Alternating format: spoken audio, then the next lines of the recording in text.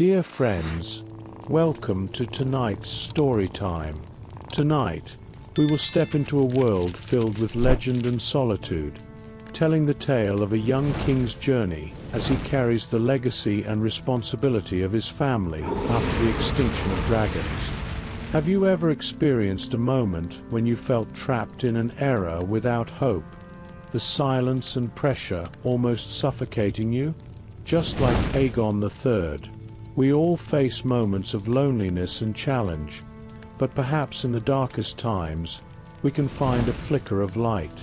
Tonight, we will listen to a story of loss, search, and rebirth. Please share in the comments below a moment when you felt lost and found, or what kind of twists and miracles you'd like to hear in the story. Your thoughts and voice might add a new glow to this journey. Let's explore the deeper meaning of this tale together on this night. We look forward to your comments and hope you'll join us in this warm and thoughtful bedtime story time.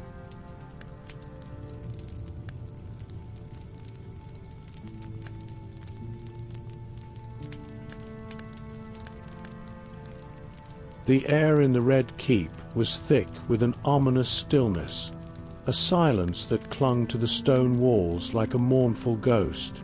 The great hall, once vibrant with the sounds of feasts and courtly chatter, now stood hollow, its grand tapestries hanging limp in the absence of life. Only the faint flicker of torchlight disturbed the shadows, casting uneasy shapes upon the cold, grey stone. Aegon the Third Targaryen, young and burdened with a crown far too heavy for his brow, stood alone in the great hall, his eyes cast toward the massive hearth where embers struggled to keep their flame alive. The crackle of fire was a cruel reminder of what had been lost. In his mind, the sound of it mingled with the shrill cries of dying dragons, the last of their kind, whose screams still haunted his dreams. He had been a boy when the last dragon fell. Her name had been more legend than truth, a creature born from the blood of ancient Targaryens. Yet even she, the last flicker of the mighty dragon lords, had not survived the slow, creeping death of her kind. She had been young, barely a shadow of her ancestors, but her loss had sealed the fate of all dragons in Westeros. The weight of it was unbearable.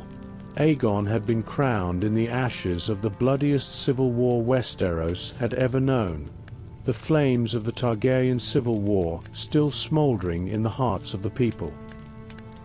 He had been but a child when he ascended the throne, a symbol of peace and hope in a kingdom that no longer believed in either.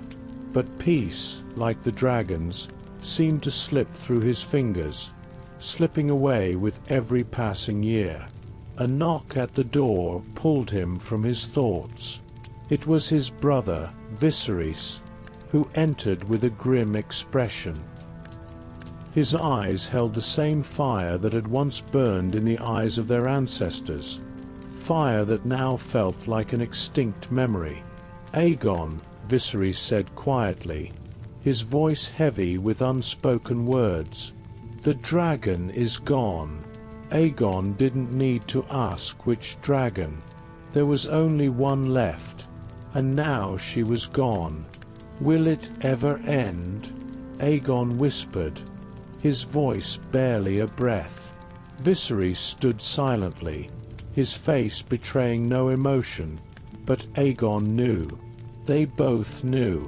The death of the last dragon was the death of everything they had once stood for, and with it, the slow death of a legacy too vast to bury. For a moment, the two brothers stood in the dying light of the hearth, their thoughts as fragile as the embers that flickered out before them.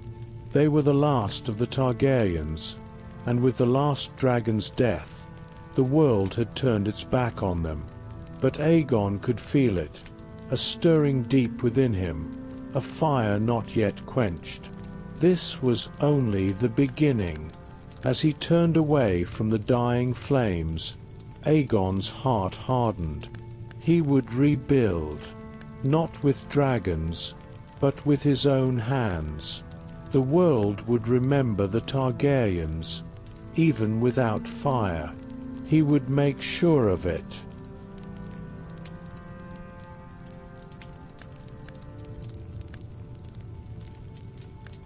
In the deep of night at the Red Keep, Aegon the Third sat alone before the Iron Throne, his gaze hollow as he stared into the dying embers of the hearth. The weight in his chest felt like an invisible mountain, each breath bringing an unbearable pressure. He had grown accustomed to this solitude, to drifting between dreams and reality. Yet tonight, the haunting memory he could never escape once again swirled in his mind, relentless and inescapable. It was a disaster he could never forget, the dance of the dragons. Back then, he was just a boy, watching the brutality of war and the devastation of his family. His mother, Rhaenyra, had once been a woman of grace and strength, her eyes filled with resolve. Those eyes, once a source of comfort, had become a source of endless pain, etched into his memory. She was a dragon rider, the proud rider of Syrax, a dragon of immense beauty, its golden scales gleaming under the sun. But on that fateful day, her dragon was consumed by blood and fire. Aegon remembered the sky on that day, bright, almost blinding, and thick with the smoke of war. The battlefield was a nightmare of fire and steel. Dragon roars and human screams intermingled, drowning out all other sounds. His mother, Rhaenyra, rode on the back of Syrax, her gaze unwavering as she prepared to strike down her enemies. She believed, with all her heart, that she could defeat them. But in that moment, a great flash of fire tore across the sky. Syrax was pierced by enemy arrows, and the flames instantly spread, engulfing both his mother and her dragon. Aegon could still see his mother's final expression, a mix of agony and helplessness. Her dragon had once been the pride of the family, but now it shattered in the sky, breaking apart in flames and scattering destruction. As his mother was consumed by the fire, Aegon's heart seemed to tear apart. He watched as her body slowly disappeared into the flames, his tears blending with the ash, nearly suffocating him. "Why?" he whispered in his mind, his voice tight with grief. This disaster not only took his mother, but also shattered his reverence and love for dragons. From that moment, dragons were no longer symbols of strength and glory. They became symbols of fear and destruction. Aegon could no longer accept the presence of dragons. Especially after witnessing that scene, he felt only deep hatred for them. He closed his eyes, trying to push the memory away, but it returned like a hammer striking his chest. It wasn't just pain, it was a profound sense of guilt and helplessness. He couldn't understand why fate had to take his mother and her dragon together. Why had her loyalty and determination to her family only led to such a tragic death? Every time he awoke from a dream, he could still hear the anguished cries of his mother and Syrax as they burned. That sound echoed endlessly in his ears. "It was the dragons that killed her," he muttered under his breath, his eyes cold with fury. Since his mother's death, dragons had become an unforgivable taboo in his mind. He could barely stand the sight of any dragon. Every time he thought back to that bloody dance of dragons, he wished he could erase them all from the world. He clenched his fists, feeling the cold rising in his palms. Aegon the Third had never spoken to anyone about these memories. He knew no one could understand the turmoil and contradictions that gripped his soul. As the only heir to the throne, he knew he could not show his weakness. A king could not have fear. A king could not be soft. And dragons were the abyss he could never touch. But tonight, he felt something stir deep within him, something he had never felt before. A strange, almost magnetic pull. He suddenly realized he could not live his life running from this pain and fear. Perhaps the only way to truly free himself was to face the dragons once again. His thoughts slowly calmed, as though in the silent night he saw a flicker of flame, distant yet undeniably present. It shone like a star, waiting for the right moment to rise.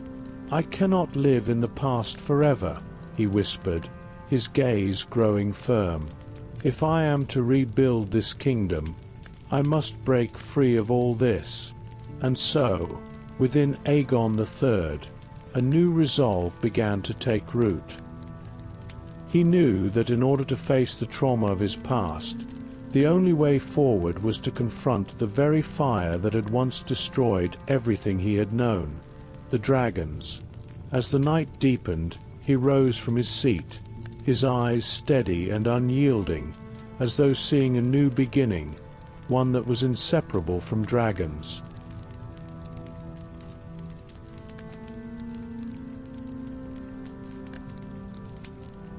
King Aegon the Third's ascension to the Iron Throne was far from the glorious event the history books would later portray. After the death of his mother, Rhaenyra, he was thrust into the throne during the chaos of the Dance of the Dragons, forced to inherit a realm shattered by war. The kingdom, already in turmoil, seemed to bend under the weight of power struggles, and Aegon, still a boy, was caught at the heart of it all. The regents, the powerful lords who had been appointed to rule in his stead, fought over the reins of power with a ferocity that seemed to drown out the voices of all others. The young king soon realized that, despite his royal title, he was nothing more than a puppet, a figurehead whose only role was to sit upon the throne while the adults around him tore each other apart. The political maneuverings of the regents filled the halls of the Red Keep, but Aegon was nothing more than a silent observer, unable to make any real decisions. Each day, the thrones of power grew further from his reach, and he could do little but watch as his authority slipped away. Whenever he was called to the council, the heated debates and incessant plotting of the regents only reminded him of his impotence. These were men who cared little for the boy sitting on the throne, except for what he represented, the continuation of a bloodline. They saw him as a mere tool, something to be manipulated for their own gain. Aegon felt as though he was drowning in their ambition, each word they spoke a reminder of how little control he truly had. But the most agonizing part of Aegon's reign was the ever-present shadow of dragons. His fear and loathing of them had grown since the tragic death of his mother, Rhaenyra, and the loss of her dragon, Syrax. The flames that had consumed both her and the mighty creature had burned away not just his mother, but his entire worldview. Dragons, once symbols of power and glory, had become for Aegon a manifestation of terror and destruction. The court, however, did not share his view. Despite the dragon's destructive power, many of the old lords and nobles continued to long for the days when dragons had flown over the skies of Westeros, leading the Targaryens to greatness. Whispers in the halls of the Red Keep suggested that a ruler without dragons could never truly secure their power, and that Aegon's refusal to embrace his heritage would lead to the kingdom's downfall. But for Aegon, the thought of dragons only brought a rush of bitter memories. The sight of them, their wings casting shadows over the keep, filled him with a deep, gnawing discomfort. And then there were the last few dragons, now weak and frail. They were mere remnants of their former grandeur, their once mighty bodies diminished, their scales dull and their wings too weak to take flight. The court's dragon riders doted on them, but Aegon saw only failure in their eyes. These creatures, these reminders of a past he could not escape, were a constant thorn in his side. The presence of the dragons in the court was a daily reminder of his trauma. Even though these creatures were shadows of their former selves, they still symbolized everything he feared, everything he hated. Every time Aegon's eyes fell upon one of them, his heart sank. He longed to rid the world of them, to erase the dragons and everything they represented. But he knew that the dragons were more than just creatures. They were symbols, deeply tied to his family's legacy and to the very history of Westeros. As the power struggles continued around him, Aegon found himself at a crossroads. His refusal to accept the dragons was starting to alienate him from his own advisors and lords. Whispers spread through the court that Aegon's fear of dragons was weakening the kingdom. If he could not come to terms with the creatures that had defined his family, how could he hope to lead the realm? These discussions plagued his mind, and he found himself questioning his own resolve. But despite his fear, despite his deep hatred for the dragons, Aegon could not escape them. The presence of dragons, in whatever form they now took, was woven into the very fabric of his rule. It was clear that he could not escape the past, not as long as the dragons remained. Every time he looked at them, he felt his heart tighten, his breath catch. They were his legacy, whether he liked it or not. And so, trapped in a cycle of fear and powerlessness, Aegon continued to sit on the Iron Throne, struggling to find peace in a kingdom that seemed determined to bring him back to the flames he had once fled from. The dragons, whether strong or weak, remained a constant reminder of everything he had lost, and everything he feared to lose again. In the end, Aegon knew that he could not run from his past forever, but could he face it?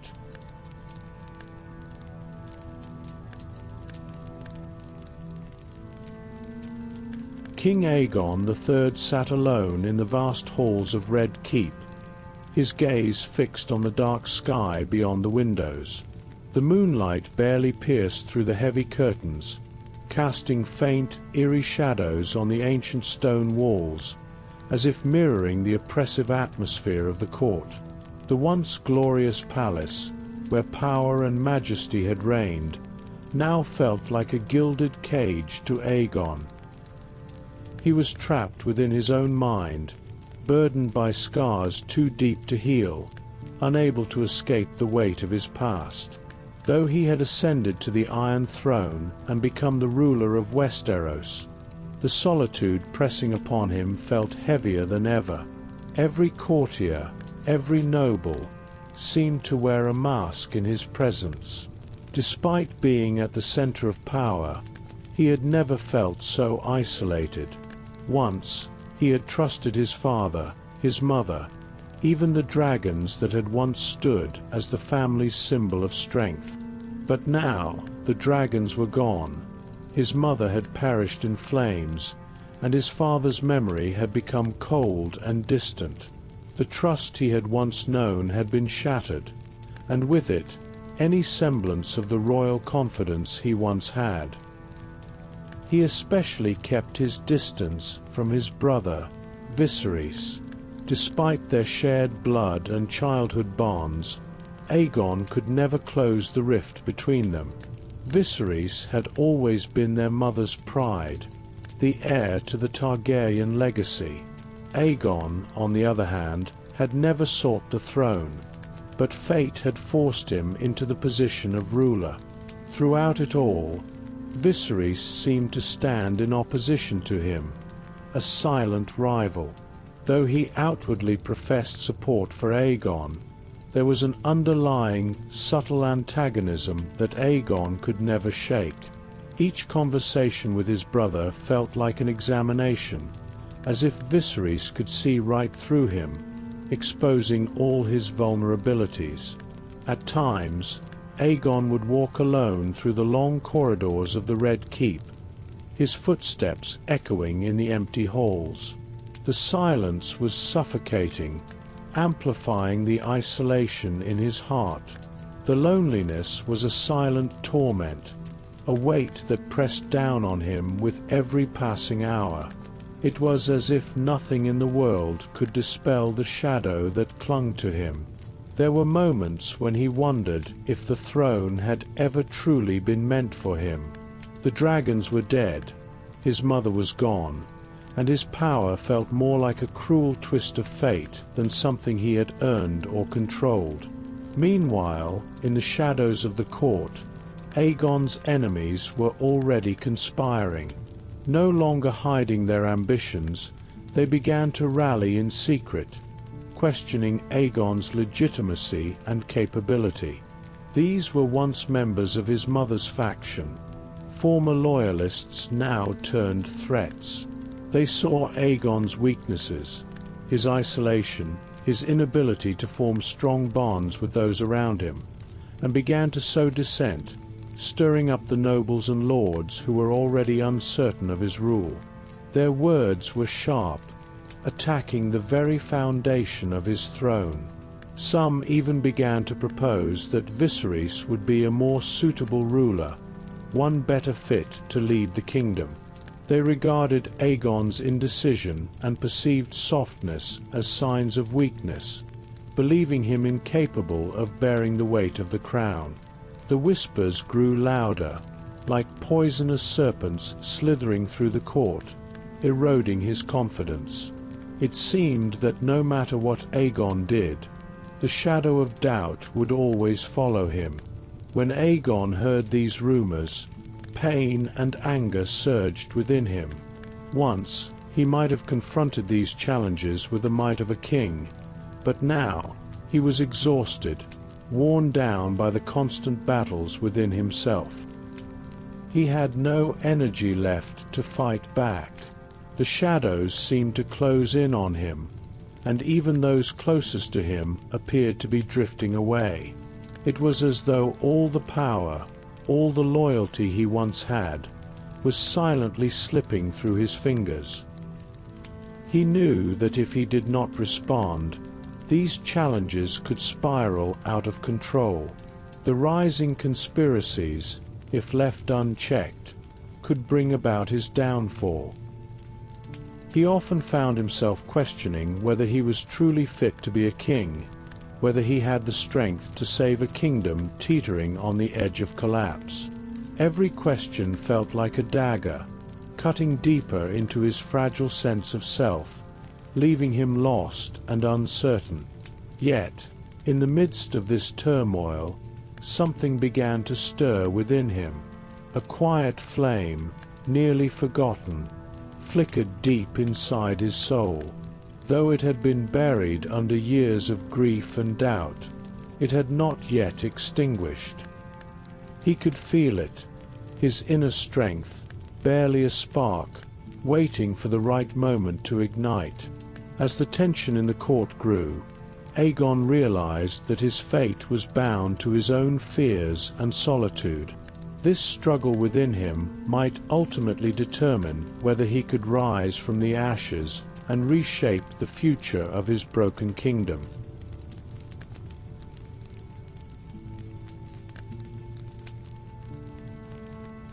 On a quiet night, King Aegon the Third stood alone in the courtyard of the Red Keep.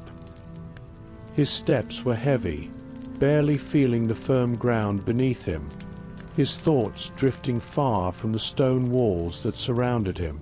Since ascending the Iron Throne, this castle had never brought him any comfort. The night hung over everything like a dark curtain, with only the faint light of the stars occasionally filtering through the cracks in the windows, like a dim glow illuminating the emptiness within him. He stood at the edge of a balcony, gazing at the silent sky, his heart stirred by a tangle of emotions. From the distance, he heard the faint cry of a dragon, pulling him back into the present. Though weak, the sound pierced the stillness of the night and reached deep within him. It was the last dragon, his family's final hope. The dragon, named No Fire, had once been a symbol of their family's strength, a proud creature, but now it was frail, its wings barely holding up its fragile frame. In its long decline, it had tried to rekindle the fire that once struck terror across the continent. But it had failed. Tonight, it attempted once more to breathe fire, only to expel a thin wisp of smoke. The flames did not ignite, and only a painful cough and a sense of weakness remained. Aegon gazed at the dragon, his emotions swirling. He instinctively wanted to go closer, to offer some comfort, but he could not bring himself to take that step. No Fire's flames had faded, and his trust in dragons had long since dwindled. "The glory of the past is gone," Aegon murmured softly, his voice fragile in the silent night. "Should I still rely on these dying relics?" He thought back to his mother, Rhaenyra, and her dragon, Syrax, the proud, fearless look in her eyes, and the fire that raged in the skies. It had once been an unstoppable force, but she was gone, and the dragons had died with her. Now, he had inherited a responsibility too heavy to bear, and the power that had once made him feel proud had become weak, seemingly vanishing overnight. He began to question what truly held up the Targaryen rule. Was it the fire that once shook the heavens? Or had it always been the wisdom and resolve embedded within their bloodline? A sudden realization dawned upon him. The death of his mother and the dragons, though a source of immense pain, had brought clarity. He understood now that the Targaryen family's rule was not solely reliant on the dragons. True power, he began to realize, did not come from the fiery breath of dragons, but from the wisdom, decision-making, and willpower of the ruler. The glory and power of the family were not built solely on mythical beasts, but on the choices and actions of each successor. Maybe the fire of dragons has extinguished, but our bloodline endures. Aegon felt a new strength rise within him. His heart, once clouded with fear and disdain for dragons, slowly began to clear. A quiet determination replaced it. He turned, leaving the open courtyard, his steps now firm. In the shadows of the Red Keep, he no longer felt alone, for he had finally realized that he was not a king solely reliant on dragons. Even though the flames of dragons had faded, the Targaryen family still held another kind of enduring strength, that of their unyielding spirit and wisdom.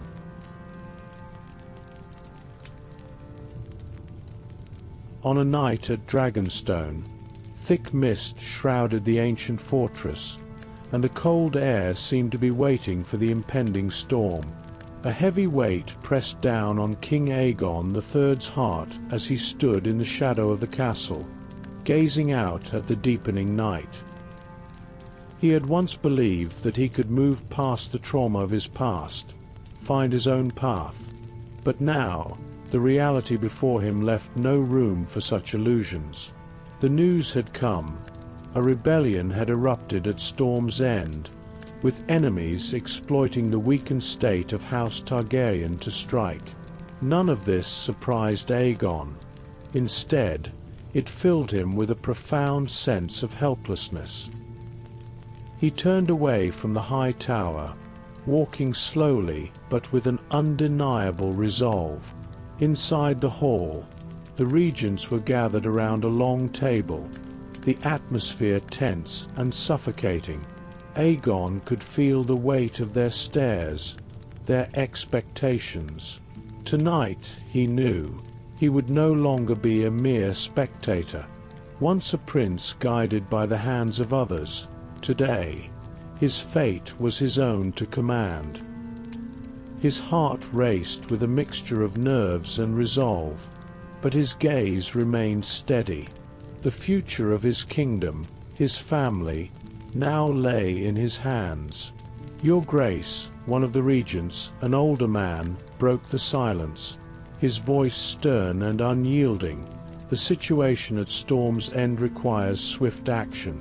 We must send our forces immediately to quell the rebellion." Aegon gripped the shield in his hands, taking a moment to gather himself before responding. His eyes swept across the faces of the regents, and in that moment, something inside him shifted. No longer could he afford to rely on others. His kingdom, his family, were on the brink of collapse.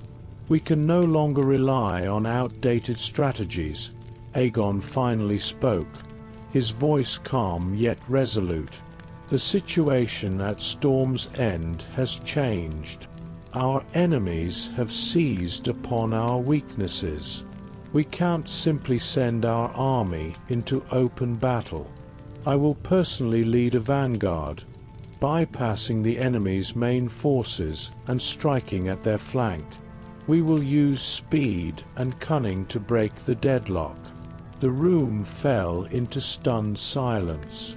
All eyes turned toward him, some in surprise, others with clear dissatisfaction. One of the regents, Ser Antonio, frowned deeply, his displeasure unmistakable. "Your Grace," Antonio snapped, "you are still a child. How can you understand the true nature of war?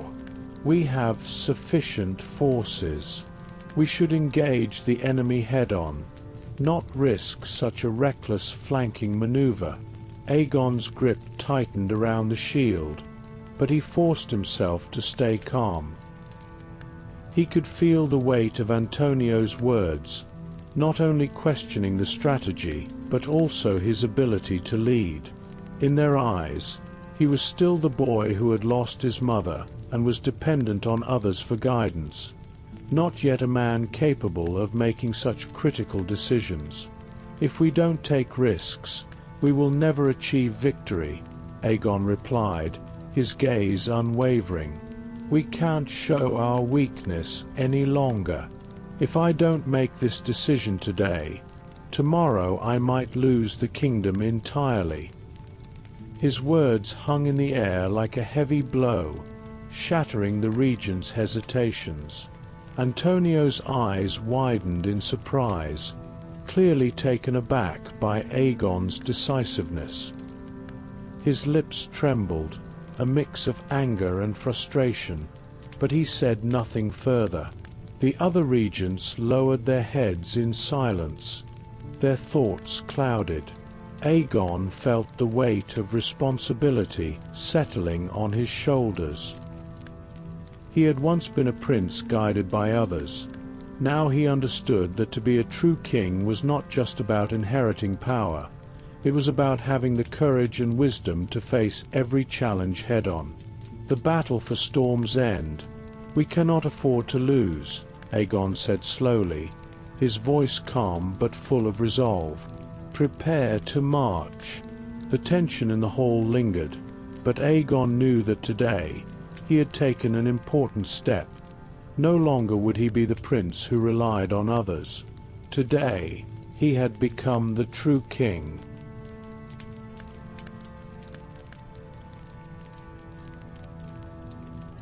Victory at Storm's End had come at a tremendous cost. The battlefield, once alight with flames of rebellion, had quieted under the weight of Aegon's command, but the silence left behind was suffocating. The rebellious lords had been crushed, their forces scattered like ash in the wind. Yet, the victory felt hollow to Aegon. The screams of dying men, the smoke rising from smouldering remains, the faces of soldiers he had ordered to fight and die. Those images clung to him, refusing to fade. He had won, but at what price? Back in the Red Keep, Aegon wandered the shadowed halls, the air thick with the smell of burnt wood and iron, remnants of the conflict that had claimed so many lives. The once bright tapestries of House Targaryen, embroidered with the proud emblem of the three-headed dragon, now seemed to hang like ghosts, faded and tarnished by the weight of history. He entered the chamber where the last dragon, a frail creature named Meleys, lay curled in her large stone enclosure. The dragon's scales, once gleaming with the brilliant colors of flame and gold, had grown dull with age and neglect. Meleys had been the last of her kind, a dying symbol of the house's once great strength. The dragon's chest rose and fell with labored breaths, her eyes half-lidded, clouded by exhaustion. Aegon stood in the doorway, staring at the beast, his heart heavy. He had not seen her in weeks, not since the day the rebellion had begun to stir. He had been too consumed with the war to notice the slow decay of the last dragon, an embodiment of his family's decline. He moved forward cautiously, his steps slow, almost reverential, as if approaching a sacred relic, though deep inside, he could not help but feel a twinge of resentment for what the dragons represented. They had once been the source of House Targaryen's power, the embodiment of their divine right to rule. But now, in the ashes of his kingdom, he questioned whether they had ever been anything more than a curse. "Still breathing, are you?" Aegon muttered under his breath, his voice low and strained. He stepped closer, his hand reaching out hesitantly toward the dragon. The creature's amber eyes flickered open, meeting his gaze, and for a moment Aegon saw something that mirrored his own pain in the dragon's tired stare. It was then that a crackling sound broke the stillness. The dragon's weak attempt at breathing fire, the faintest spark of flame, erupted from her mouth. The flame sputtered, dying almost as soon as it had appeared, leaving only a faint wisp of smoke trailing from her nostrils. Aegon recoiled, his heart racing as he watched the dragon struggle. The sound of the fire's failure echoed through the chamber like a death knell. For a brief moment, Aegon's mind flashed back to his mother, Rhaenyra, and the violent, fiery death that had claimed her life. The flames, once a symbol of strength and might, had become his mother's tomb. And now, before him, the dragon, the last living creature tied to that old power, had failed even in its most basic task. He closed his eyes, a sharp pang of guilt and anger gripping him. The dragon had failed to deliver what he had hoped for. It had failed to breathe life into the waning flame of House Targaryen. But it wasn't the dragon's fault. The failure, he realized, had always been his own. His family's legacy, their claim to the throne, had always rested on the dragons. And now that the dragons were dying, so too was his claim to greatness. Aegon turned away, his breath shallow and unsteady. His fingers brushed against the stone of the walls, a silent reminder of the weight of his ancestors' legacy. He had won the rebellion, yes, but what had he truly gained? Power, a crown, a hollow throne made of iron and blood. His thoughts darkened as the shadows of the Red Keep seemed to close in on him. The image of his mother, her body consumed by the fire of Syrax, flashed again in his mind. He had once been a boy, full of hope, eager to prove himself.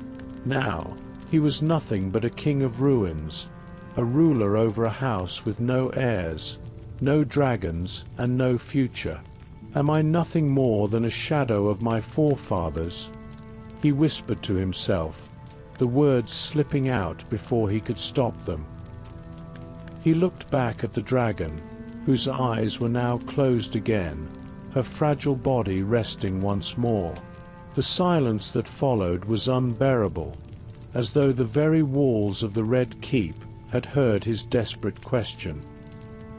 He was alone, surrounded by ghosts of the past, with no answer to guide him. For a moment, he thought he heard his mother's voice in his head, a whisper in the dark. You are not just a king. You are the son of fire, the last hope of our family. But even as those words echoed in his mind, Aegon felt the weight of his loneliness crush him once more. There were no allies left to trust, no dragons to fight beside him. There was only the faintest spark of a flame, flickering weakly in the heart of his family. And yet, in the deep recesses of his soul, something stirred, a flicker of resolve. He was the last Targaryen, the last of his line. If he was to save his family, to restore what had been lost, he would have to do it alone, even if it meant facing the dragons, those old gods of flame and destruction, one last time. With a heavy heart, Aegon turned away from Meleys, his thoughts already moving forward, searching for a way to restore his family's legacy, to reclaim his birthright. But he knew, deep down, that the path ahead would not be an easy one. The flame may have flickered and died, but it was not yet extinguished. Not yet.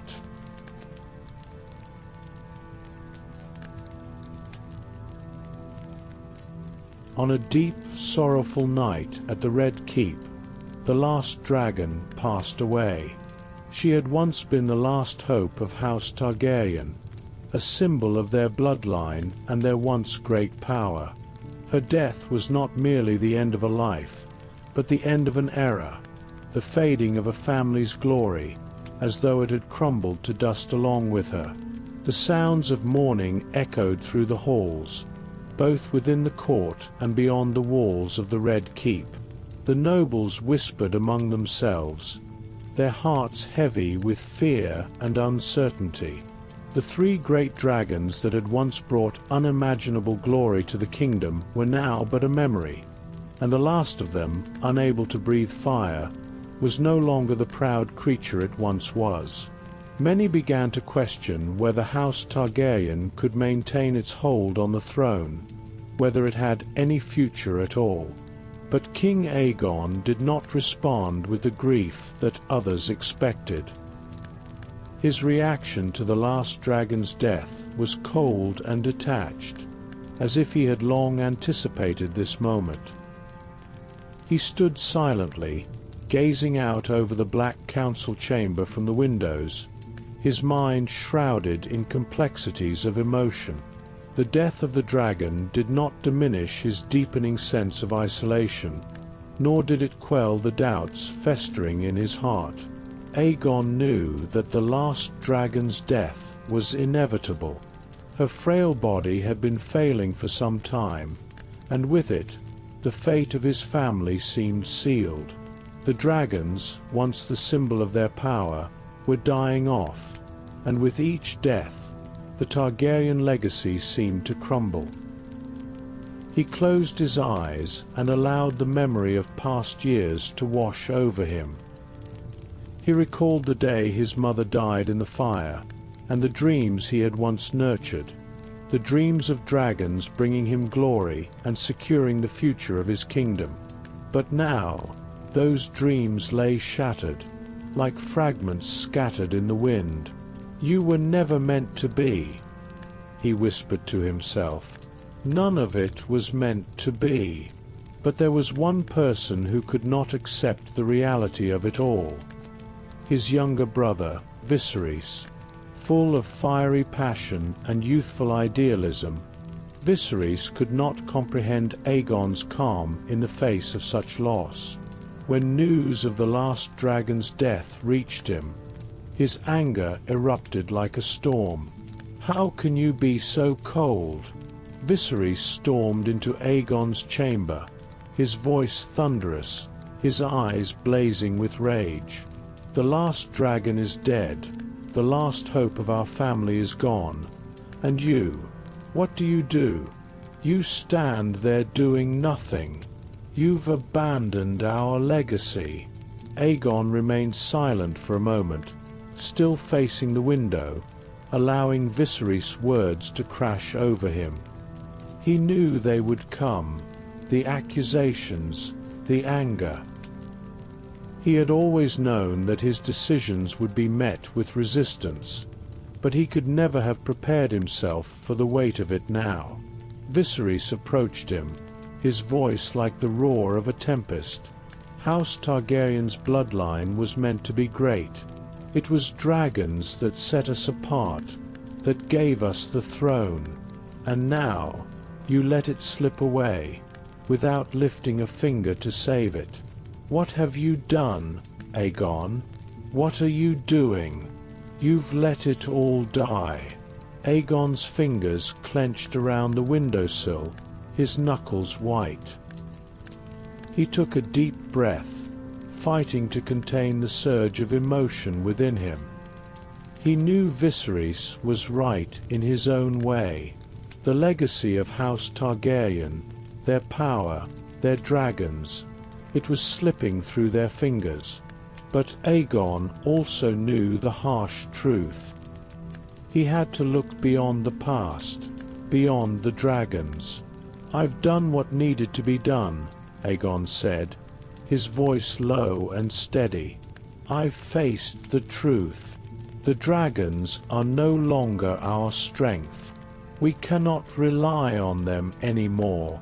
Viserys' face twisted in disbelief, his mouth hanging open as he struggled to comprehend the words.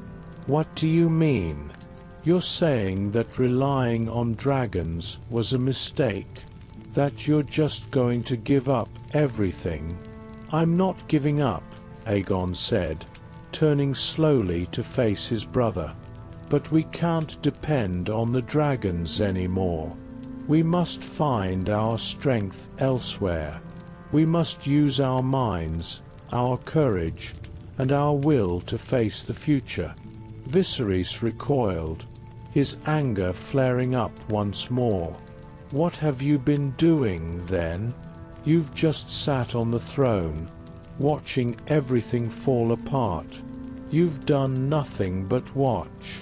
Aegon felt a deep weight settle in his chest. He knew his brother's anger was not without cause, but he also understood that Viserys could never fully grasp the burden of the decisions Aegon had to make. He had always tried to escape the shadow of their father's reign, but reality was a heavy hand, one that couldn't be shrugged off. "I've been doing what I must," Aegon said quietly, the weight of his responsibility evident in his voice. "We must rebuild this family, not on dragons, but on our own strength. You can rage against me, Viserys, but this is the path I must walk."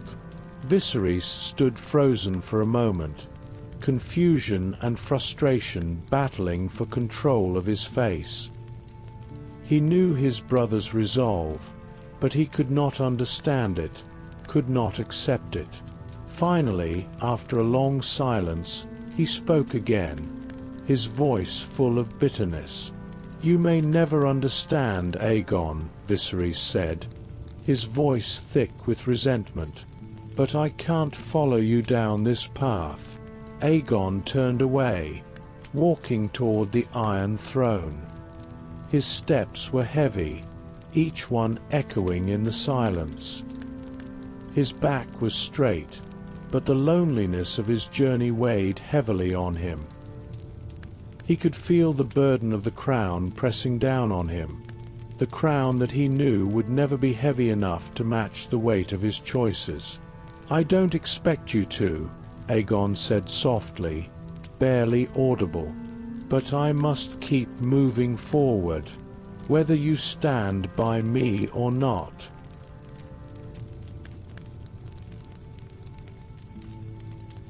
After the extinction of the dragons, the atmosphere in the Red Keep gradually shifted. The once vibrant, roaring presence of dragons, which symbolized the Targaryen power, had been replaced by an eerie silence. A silence that hung over the Iron Throne, where King Aegon sat.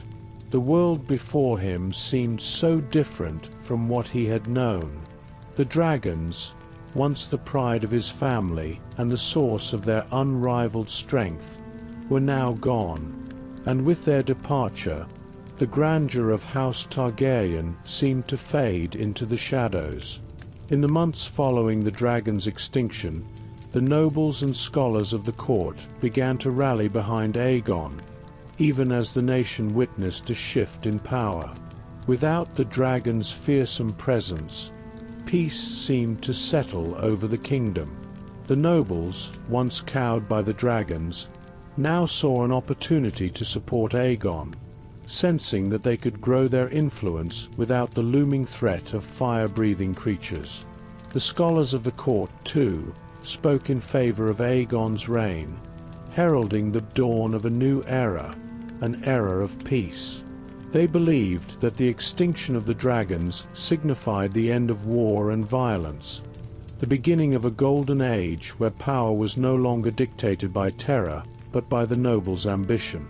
For Aegon, however, this so-called peace did not bring him comfort. The world outside may have embraced this new tranquility, but he saw it differently. This peace had come at the cost of his family's symbol, the dragons. Their disappearance meant the decline of House Targaryen's standing in the realm. The once feared dragon lords were now just ordinary rulers, left with nothing but an empty throne and fading power. In the quiet of his chambers, Aegon found himself reflecting more and more on his reign. There had been a time when he had believed that his bloodline and the might of the dragons were enough to secure his place as king. But now, with the dragons gone, it seemed as if the world no longer viewed House Targaryen with the same awe. What was left to hold on to? What was left to sustain his reign? During the nights, Aegon would stand alone in the high towers of the Red Keep, gazing out at the dark sky. The dragons had once soared through those same skies, their massive wings casting shadows across the land. But now, all he saw were dim stars, faint, distant, like the fading legacy of his house. The thought gnawed at him, deep within. Did I make a mistake? Aegon often asked himself in the silence of the night. Have I always relied too much on symbols, on the dragons, and failed to see that what truly matters is how I govern? The nobles and scholars, while outwardly supporting Aegon, were not as simple in their loyalty as they appeared. Their praise for his reign was tempered by a quiet calculation. Without the dragons to keep them in check, the Targaryen family's power was weakening, and Aegon was beginning to realize that their support was not rooted in devotion to him, but in securing their own influence. The Red Keep, for all its grandeur, was filled with whispers and hidden agendas, and Aegon felt the weight of it all. The politics within these walls, once driven by fear of the Targaryen dragons, now thrived on manipulation and backroom deals. As time passed, more and more of the noble houses, who had once rallied behind his rise to the throne, began to secretly seek out new alliances, some even quietly spreading rumors questioning his ability to rule. The quiet discontent in the halls of the Red Keep became deafening to Aegon. His throne seemed ever more precarious, and he realized he could no longer rely on the symbols of his house to maintain his position. He would have to rely on something far deeper within himself. He would often stand at the window, staring out at the distant lights of the city, the cold wind whispering through the cracks of the castle. The kingdom felt so different now, so empty, without the presence of the dragons, and in the solitude, he would question whether he was enough to hold his family's legacy together. Without dragons, without the fear that had once kept his enemies in check, could he truly keep the throne? Perhaps it's time to let go of the illusions of the past, Aegon murmured to himself one evening. Without dragons, can I still stand strong? If it's only my strength, my will, that holds this kingdom together, is that enough? At that moment, Aegon realized the truth.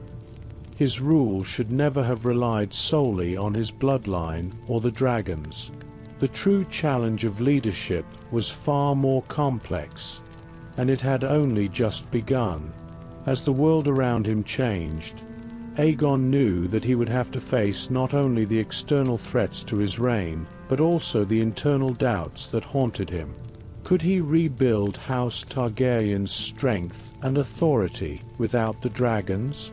And more importantly, could he rebuild himself as the ruler he had always hoped to be? Only time would tell, but the path forward was shrouded in uncertainty, and Aegon had only himself to depend on.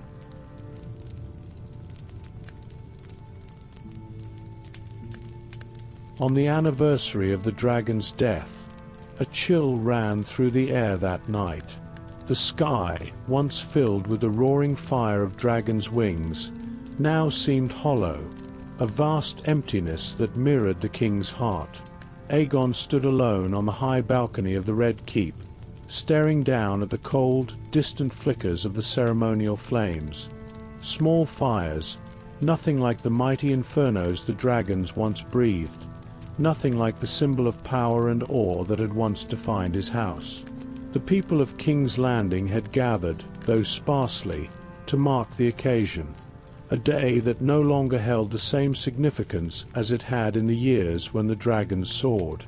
The anniversary of their death had become, for many, just another occasion in the long list of the kingdom's rituals. Yet for Aegon, it was a day that cut deeper than any blade.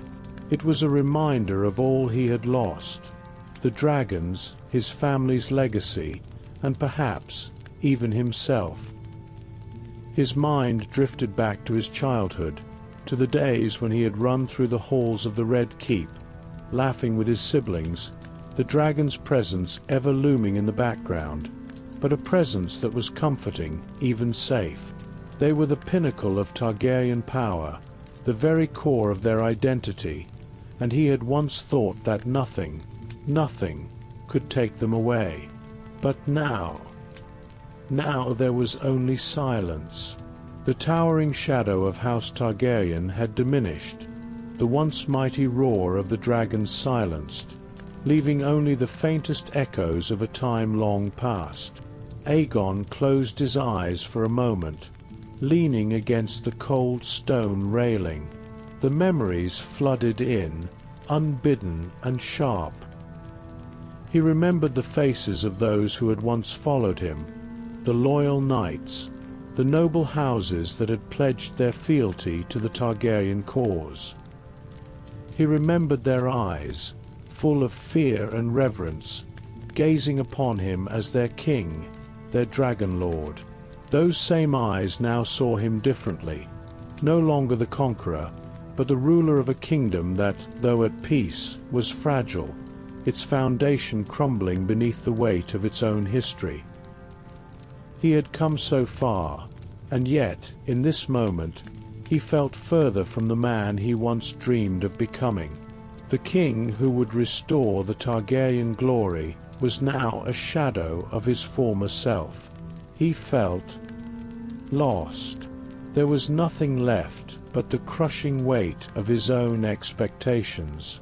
And yet, through it all, he could not afford to surrender to the grief that threatened to swallow him whole. He had responsibilities now. The people of the Seven Kingdoms still looked to him for leadership, though they no longer spoke of dragons with reverence. He was no longer a dragon lord, but a king who had to prove himself in ways that went beyond fire and blood. "I will not fail them," Aegon whispered to the empty night. It was a promise to himself, a vow to give up the ghosts of the past and focus on what was before him. He had made many mistakes. That much was undeniable.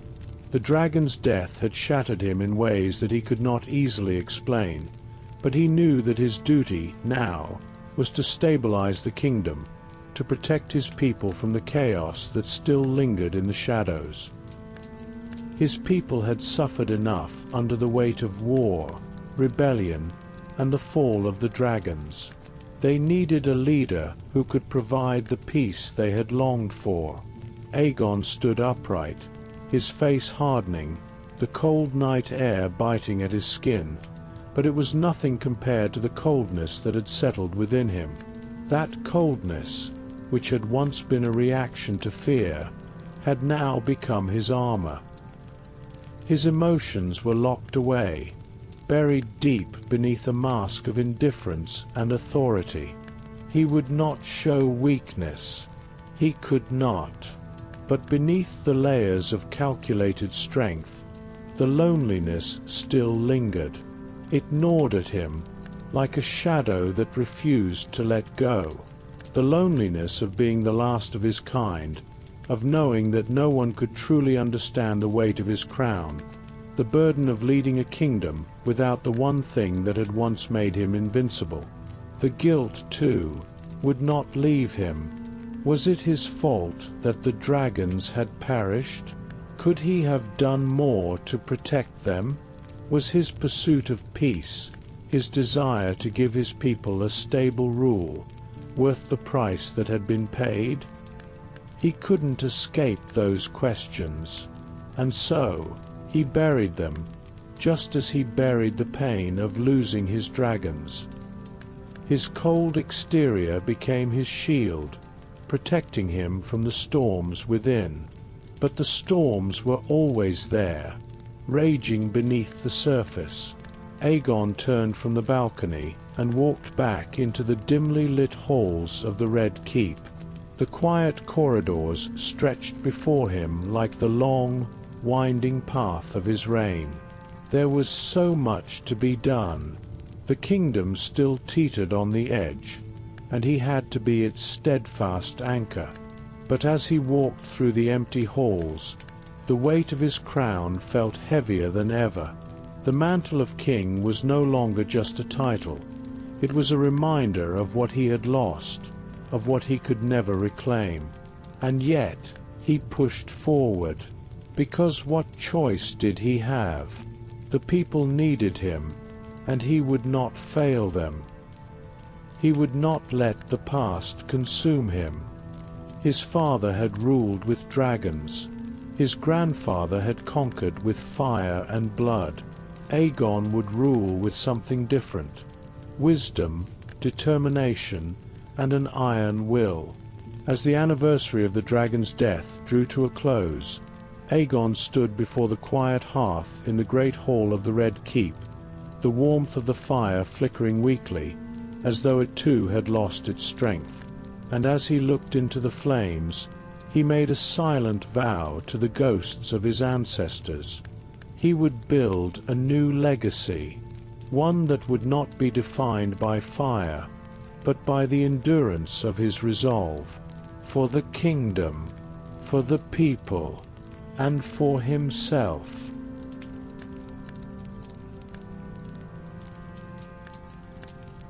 In the years to come, a scholar would record this chapter of history, referring to Aegon the Third as the Dragonsbane.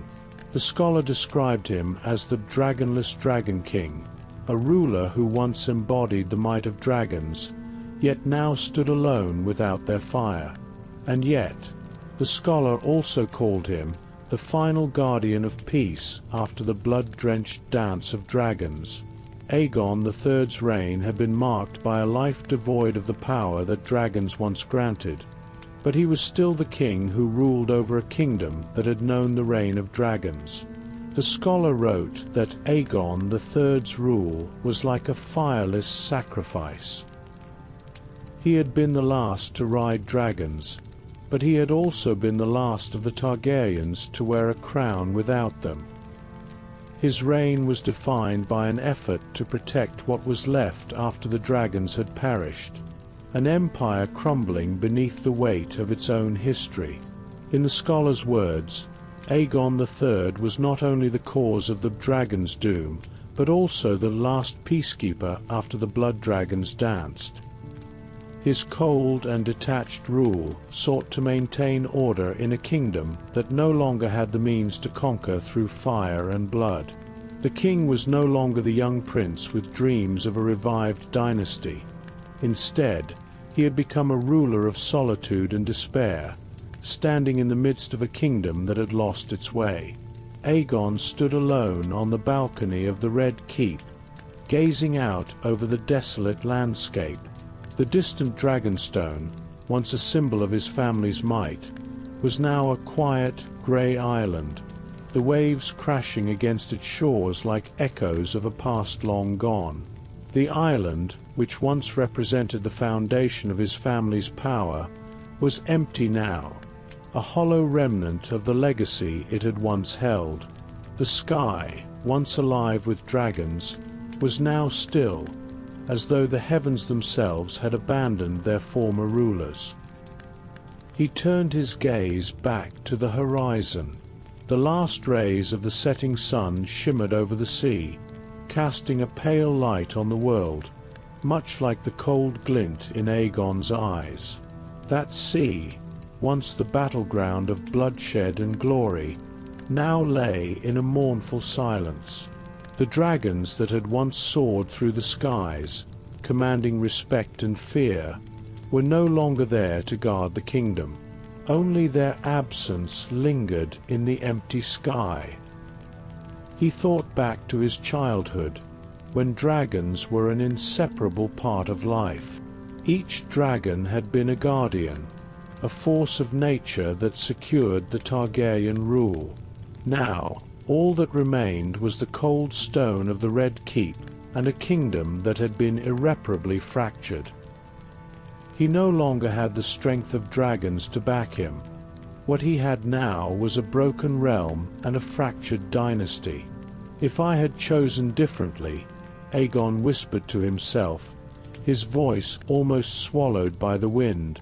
It was a question that had haunted him for years, the thought that perhaps another choice could have spared them all this fate. But the choices were gone now, and with each passing day, he was further removed from the boy he had been. Now, he stood alone in a kingdom that no longer recognized itself, let alone its king. He sighed deeply, his gaze fixed on Dragonstone.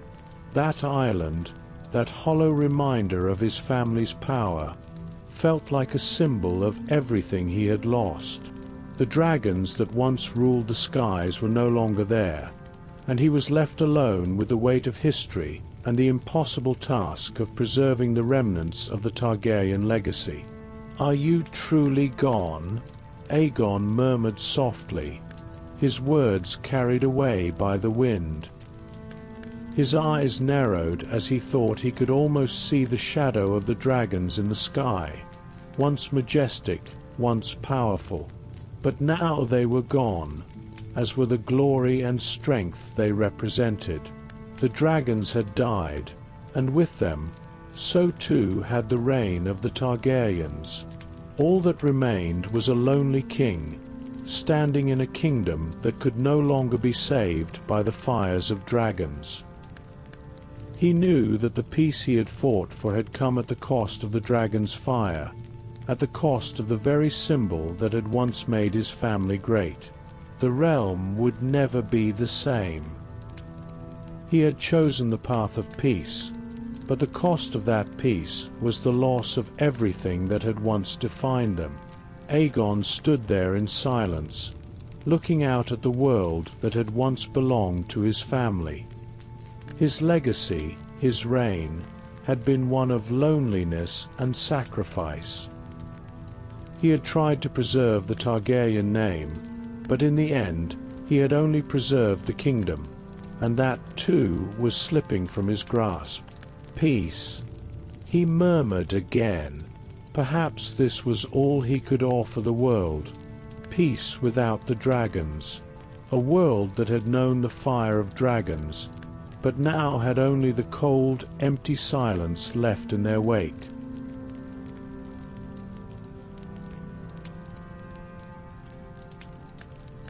Aegon the Third lingered on the balcony, his heart heavy with the weight of a kingdom that no longer recognized its former glory. The sun had fully set now, leaving only the faint traces of twilight across the sky. His thoughts swirled like the stormy seas below, filled with the memories of dragons, fire, and a time that was now lost to history. Yet, amidst the sorrow, there was one undeniable truth. The world was changing, and he, like it or not, was caught in its relentless current.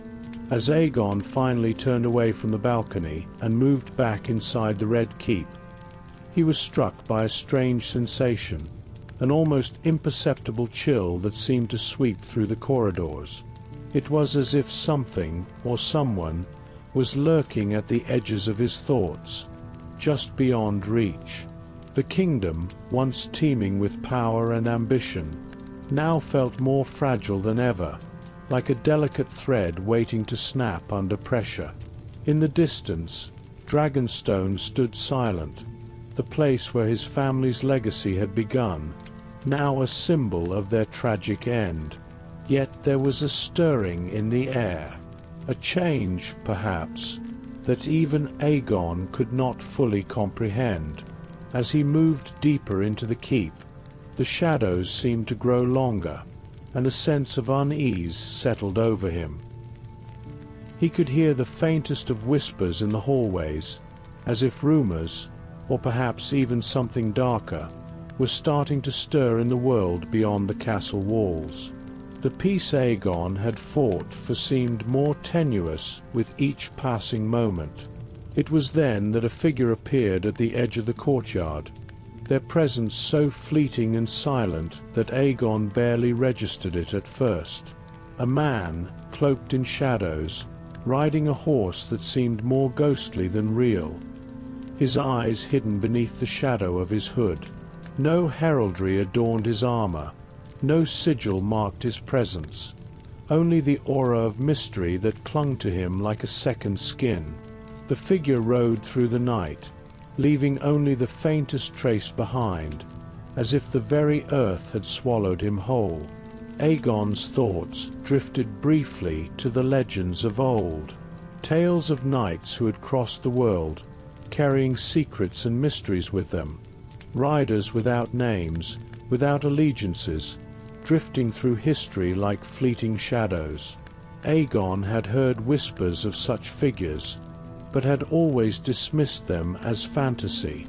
Yet in this moment, with the kingdom in ruins and the dragons gone, he wondered if there was more to the world than even he understood. The wind outside howled, and Aegon felt a stirring deep within him. Something had begun, something that had long been waiting in the wings.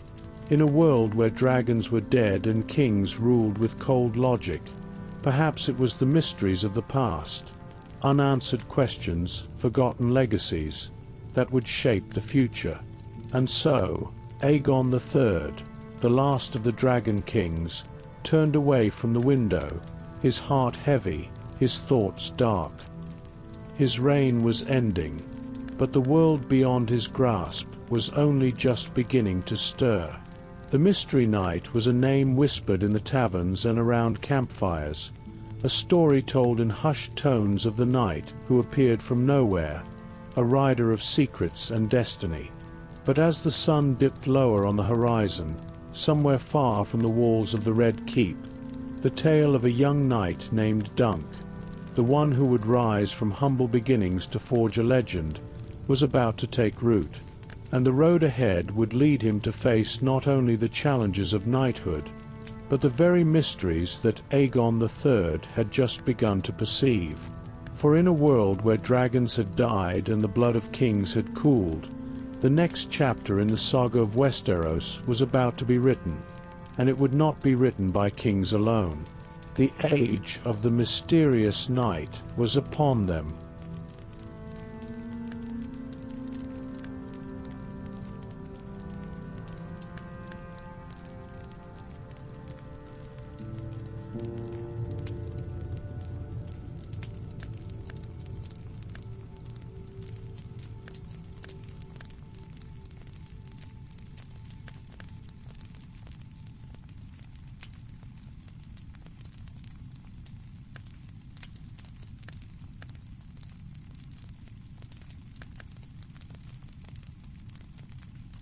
Thank you for listening, and good night with sweet dreams, my sleepy tiger.